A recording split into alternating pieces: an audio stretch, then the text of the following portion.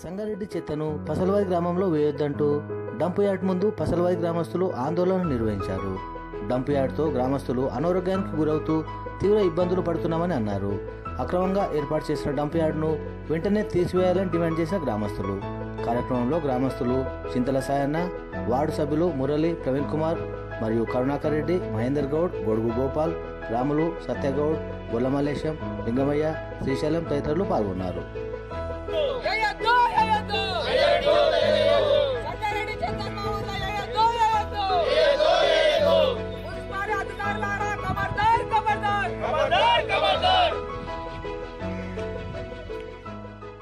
ముఖ్యంగా ఈరోజు ఇక్కడ అసల్వాది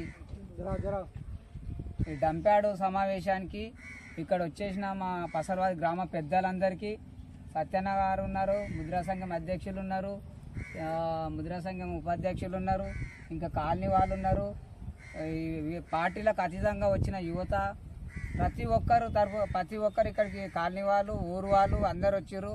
అక్కడ కుర్మ సంఘము పెద్ద మనుషులు వచ్చారు. ప్రతి ఒక్కరికి మేము ఈ డంప్యార్డ్ తరఫున 10 రోజుల సంది రోజు లైవ్ ఇవ్వడం జరుగుతుంది. రోజు పొద్దునకి లైవ్ ఇవ్వడం జరుగుతుంది. దీని పట్ల 10 రోజుల సంది పోరాటం చేస్తే ఈరోజు ఇంతమందితో వీడికి డంప్యార్డ్ కాడికి వచ్చి దీని ఏమిటి పరిస్థితి దీన్ని ఆపుదామని వస్తే డంప్యార్డ్ మొత్తం పూర్తిగా నిండిపోయింది కాబట్టి ఇంట్లో ఏనికి చెత్త బండి ఒక్కడి గిడి రాదు. ఇప్పుడు ఏడేస్తారు, వస్తే రోడ్లు వేసిపోతారా? అట్లా ఏనికి పరిస్థితి లేదు కాబట్టి ఒక్క బండి గిడి రాలేదు. ఇవాళ ఇన్ని రోజుల దాకా మనం ఆగుడే తప్పు. ఇప్పుడు చేసేది ఏమిటంటే ఏ విలేజ్కి డిస్టర్బెన్స్ కాకుండా, ఏ ఊరుకు డిస్టర్బెన్స్ కాకుండా 5 కిలోమీటర్ల దూరంలో వేయవలసింది డంప్యార్డ్. ఇది ఏ రూల్స్ ప్రకారం చూసినా కానీ చుట్టుపక్కల ఇంత పెద్ద డంప్యార్డు ఈ వాసనకు రోజుకు పసల్వాది విలేజ్లో ఒక్కొక్క ఆర్ఎంపీ డాక్టర్ దగ్గర 200 మంది పేషెంట్లు కీళ్ళ నొప్పులు, కాళ్ళ నొప్పులు, పక్కకున్న చేతిలో పని చేసుకుంటా కక్కుకుంటున్నారు. సార్, మీరు అధికారులు ఏం చేస్తున్నారు? ఇది ఇప్పుడు రైతుని గిట చేను ఎవరైతే కబ్జా తీసుకున్నారో మీరు రైతుని గిట పిలిపించడం జరిగింది. ఆయన దగ్గర కాగితాలు గిట మీకు ప్రెస్కు చూపించడం జరిగింది. మీకు ఇప్పుడు ఎవరైతే మీకు అనిగా అధికారంగా పర్మిషన్ ఇచ్చిర్రా, లేకపోతే మీరు దౌర్జన్యంగా తీసుకున్నారా, ఎట్లా తీసుకున్నారా అనేది మాకు తెలపాలి, జనాలకు తెలపాలి. ముఖ్యంగా నాకు కాదు, పసల్వాది విలేజ్ జనాలకు తెలపాలి, ఈ గ్రామానికే తెలపాలి. అసలు దీనికి కర్త ఎవరు, కారణం ఎవరు, కర్త కార్యక్రియ, దీనికి పర్మిషన్ ఎవరు ఇచ్చిర్రు, ఇచ్చిన వాళ్ళ పైన గిట కఠినంగా మా తరఫున నేనే తప్పు చేసిందనుకో నన్నైనా సరే కఠిన కారాగార శిక్షలు వేయండి. ఎందుకంటే దీనివల్ల ప్రాణ నష్టాలు, ఎంతో మంది రోజుకు 200 మంది గతిమల్లోళ్ళు, ఒక పూటకు కూలి పోయేటోళ్ళు దవాఖానకి ఎత్తుకపోయి అడ్మిట్ అయ్యి రోజుకు 1000 రూపాయలు ఖర్చు పెట్టుకుంటున్నారు. ఎక్కడికేం తెచ్చి పెట్టుకోవాలి సార్? 500 రూపాయల కూలి తీసుకొచ్చి 1000 రూపాయలు దవాఖానలో పెడితే ఏం తిని బతకాలి, ఏం తినే చేస్తాం? ఆ తినకూడు సర్దికూడు తిందామన్నా కానీ ఈ వాసనకు చేన్ల కాడికి టిఫిన్ కట్టుకొచ్చుకుంటలేము. టిఫిన్ కట్టుకొచ్చుకునే పరిస్థితి లేదు. పసల్వాదులు అంటే ఎంత దౌర్భాగ్యమైన పరిస్థితి దాపరమైందో ఆలోచన చేయండి. మా డిమాండ్ ఏమిటంటే ఈ డంప్యార్డ్ మొత్తం ఫుల్ నిండింది. వీడికి బండ్లు రావిగా మాకు తెలుసు, వీడికి బండ్లు నిండింది కాబట్టి రావు. రోడ్లు వేస్తారా, వస్తే ఊళ్ళు వేస్తారా, కానీ వీడికి రావు. కాకపోతే ఏమిటంటే నిన్ను అడిగితే ఏం చెప్పారంటే డంపర్రం పెట్టి ఎత్తి తీసేస్తామని చెప్పారు. డంపర్రం పెట్టి ఎత్తి తీసేసుడు కాదు, ఇమీడియట్లీ యాక్షన్ తీసుకోవాలి. ఎవరు తీసుకోవాలి?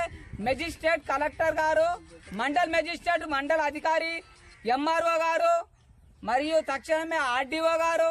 కంపల్సరీ వీళ్ళు స్థానికంగా ఉన్న మన ఎమ్మెల్యే చింత ప్రభాకర్ అన్న గారు, ఎక్స్ ఎమ్మెల్యే తూర్పు జయప్రకాష్ రెడ్డి గారు, మీరు టౌన్ ఇప్పుడు మన తెలంగాణ రాష్ట్రానికి ముఖ్యంగా పెద్ద పట్టణం సంగారెడ్డి అంటే పెద్ద డివిజన్, హెడ్ క్వార్టర్ అయిన డివిజన్లోనే ఇంత పెద్ద కుంభకోణం నడుస్తుంది. ఒక చిన్న గ్రామంలో పసల్వాది అనే విలేజ్లో ఏం చేస్తున్నాం? అసలు అధికారులు ఏం చేస్తున్నారు? ఇంత విషయం జరుగుతున్నది, అధికారులు ఏం చేస్తున్నారు? ఇప్పుడు అధికార దృష్టికి మేము తీసుకొస్తున్నాం కాబట్టి తక్షణమే దీన్ని తొలగించి మా ఊర్లో ఉన్న 5,000 జనాభాని ఈ వాసన వల్ల ఈ డెంగ్యూ, మలేరియా, టైఫాయిడ్ ఈ రోగాల వల్ల, చికెన్ గున్యా ఈ రోగాలు వచ్చి రోజుకు 200 మంది చచ్చిపోతున్నారు. రోజుకు 200 మంది హాస్పిటల్ పాలవుతున్నారు. కాబట్టి దీని పట్ల తక్షణమే కలెక్టర్ గాని ఇంకా పై వాళ్ళ కింద అధికారులు గాని పార్టీ అధికారులు వాళ్ళ మీ స్థాయిలో మరియు మంత్రుల స్థాయిలో వెళ్తేనే ఈ డంప్యార్డ్ పోతుంది. కానీ మనం అనుకున్నట్టు ఏదో చిన్నగా మేము వచ్చి 20 మంది లొల్లి పెడితే ఇది ఎగిరిపోయేది అయితే కాదు. ఆర్ఓ గారికి, కలెక్టర్ గారికి, ఆర్డీఓ గారికి విన్నవించుకుంటున్నాము. ప్రభుత్వం సీఎం రేవంత్ రెడ్డి గారి దగ్గర దాకా ఇది చేరాలని అందరు షేర్ చేయాలి, లైక్ చేయాలి, సబ్స్క్రైబ్ చేయాలి.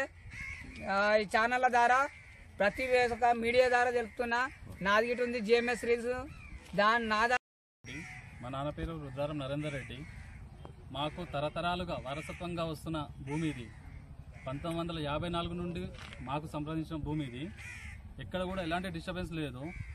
ఒక ఓన్లీ ఓసీ అనే కారణంగా ఇక్కడ వచ్చి డంప్ యార్డ్ నిర్మించడం జరిగింది. అది కూడా అనాధికారికంగా. నేను డే 1 నుండి కూడా షాడలు తీసుకొని వస్తున్నా. కానీ మమ్మల్ని పోలీసులను పెట్టి భయపెట్టి వాళ్ళు వచ్చి మళ్ళీ ఒక 200 మంది పోలీసులను పెట్టి నిర్మించడం జరిగింది. లాస్ట్కి కంటెంప్ట్ కోడ్ కూడా ఉంది. కంటెంప్ట్ కోడ్ కూడా తీసుకురావడం జరిగింది.